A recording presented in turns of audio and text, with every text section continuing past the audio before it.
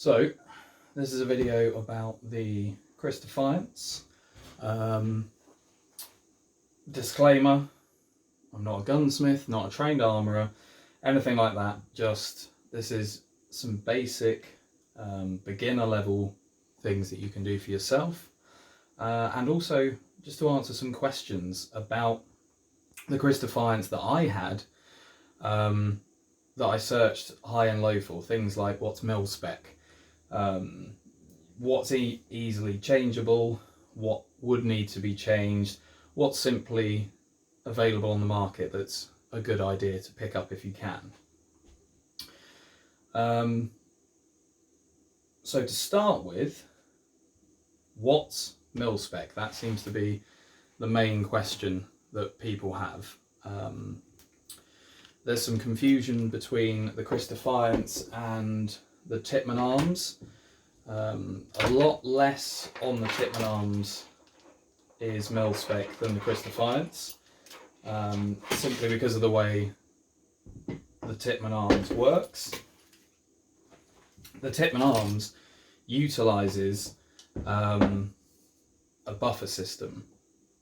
It's a rudimentary 22 buffer system, but it's a buffer system nonetheless, which is the reason why it has the short charging handle and can't support the full size charging handle. Whereas with the Kriss Defiance, it's using a CMMG style bolt, so it's just reciprocating back and forth with standard blowback within a contained unit. The benefit of that is it means you can get all of your Gucci charging handles, and the rest of the internals can be more Milspec because they're not having to fit those specific requirements of making it a buffer tube operated blowback action. So when it comes to the Kriss Defiance, what's Milspec? You can have, let's get this out. You can use any of your Milspec charging handles. Milspec handguards will fit, but be aware, this is a Milspec handguard that I got from Chris Goodman at C&G Firearms, and when we came to fit it, we found that the upper receiver on the Kriss is slightly wider than standard Milspec, so there was a small amount of manipulation that had to be done to get the handguard to fit. Your Picatinny rails are all Milspec. Milspec drop-in triggers will fit. Milspec safeties, another thing that you can't do with the Tippmann Arms, they will fit. I've kept mine with the standard trigger because, to be honest, I find that it works perfectly well. Any Milspec sized magazine release, so I'm left-handed, so I've got mine set up for ambi magazine release. That's a mag load ambi magazine release, and I've just kept the original button because I preferred the metal button. These are Strike Industries ambi triggers, which can be set to 90 or 45 degrees. Any of your Milspec grips will work. The person that I bought this rifle from had a Fab Defense one, and I found that the Defiance original hand grip is actually more comfortable, especially when you're reloading during practical and you've got the weight tipping in your hands. Having the slightly smaller grip makes it easier to keep control of. What I did find though was that the standard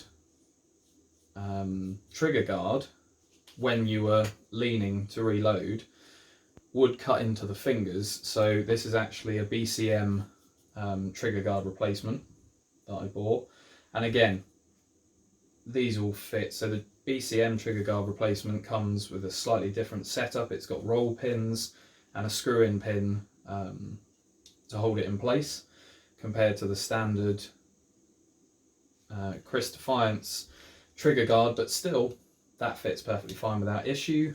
Your buffer tube or lower receiver extension is Milspec. It is hollow, and the one that comes with the Kriss Defiance doesn't contain a buffer spring. I don't know if you can see that. Doesn't contain a buffer spring because it's solid, because the action is a single contained unit. But any other extension will work, even if it's got the buffer spring in, because it's all just contained behind this, so that won't cause you any problems. You can change them for a 7-point receiver, or for, you know, a completely stripped down stock. The Defiance stock is actually really good. It's a little bit thin. I might prefer a bit of SOP mod extension on that, but for the most part I haven't felt the need to upgrade that at all. It's comfortable, it does the job. I'm quite tall, so 6-point could do with it being slightly longer when you're doing your amateur measurements of where length of pull should fit. But at the same time, if I did that, I'd have to have my low power optic hanging so far off the back so I could see through it. It just wouldn't be practical. So being tall, you learn to make do. What else? Your dust guards or dust cover can be changed the same as any other standard AR. There is a little clip that you pop off. You slide the retaining pin out. This is actually a CMMG dust cover that comes with a additional polymer guard. So it's to fire the gas from 2.2 that comes out forward, and to help with deflecting extracted shell cases. Being left-handed, that's another key upgrade to stop getting that in your eyes or on your goggles. And additionally, when using a C grip, as my extractor, which I've just replaced, started to diminish, I was finding that I was getting brass landing in the crook of my elbow, which isn't fun. It actually burns a little bit. Who knew? There's not a huge amount to say about Picatinny rails when it comes to being Milspec. They're 1913 Picatinny rails, which is all standard. I don't know why you'd want to change your forward assist, but you can. It's Milspec size forward assist. The forward assist does actually work, and I've used it a few times for rounds that just haven't quite gone fully into battery.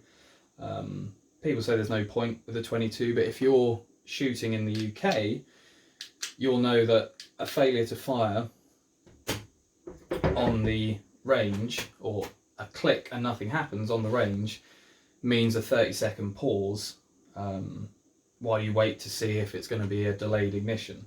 So rather than breaking the flow of your shooting for a round that hasn't quite gone into battery, you can just hammer on that forward assist, get it in, and then fire that round successfully without having to interrupt your shooting unduly. And that's pretty much it for what's Milspec and what isn't. The next few videos I'll do how to take a lot of this apart, parts that you'll want to change, need to change as they wear down over time, because some of them are consumable. The firing pin for the Kriss Defiance famously can be prone to break after a few thousand rounds. I bought this with a titanium pin, and in the last year I fired about 8,500 rounds through it. No problem. I've just had to change the extractor, as I said, because I was finding I was getting weak extraction, which meant I was being hit by the brass, which is annoying. I've made some of the mods, so the Kriss magazines are known to not be great for last round hold open, and you can buy enhanced springs that are supposed to make that more reliable, and also a weakened bolt catch spring to help that actuate so that it locks back. One of the magazines that worked perfectly for. The other one, it's still not 100% reliable. What I have found 100% reliable are the Smith & Wesson 1522 magazines. All different kinds of ammunition. They cycle properly and they last round hold open. For this gun, CCI Blazer, £3.50 a box, works perfectly, which is fortunate for me. But yeah, the Smith & Wesson magazines, they do fit loosely in the magazine well. So you can buy these Catch 22 tabs to fit onto your magazines that reduce the amount of play because they do wiggle a lot. You can also buy a clip, but no one ever has it in stock, so that you don't have to stick these onto your magazines. The Kriss Defiance will also take Black Dog magazines, but with the Black Dog magazines you don't get last round hold open because they don't have a follower that actuates the bolt catch fully. So instead the bolt rides forward onto the bullet follower rather than a last round catch follower. And it will just hold it in place, and when you strip that magazine out, the bolt will slide forward, and when you reload, then you have to rack. In defence of the Black Dog magazines, Wayne Titterton from Northwest Custom Parts was saying to me the other day, if you're shooting competition, you shouldn't be running your magazines dry. So really, the point about Black Dog magazines is arguably moot. However, if you do want to have your AR functioning correctly and fully, then last round bolt hold open and being able to do your nice slick magazine changes and flick that bolt catch shut to slide the bolt home, it's just something that you might enjoy doing and building the muscle memory of.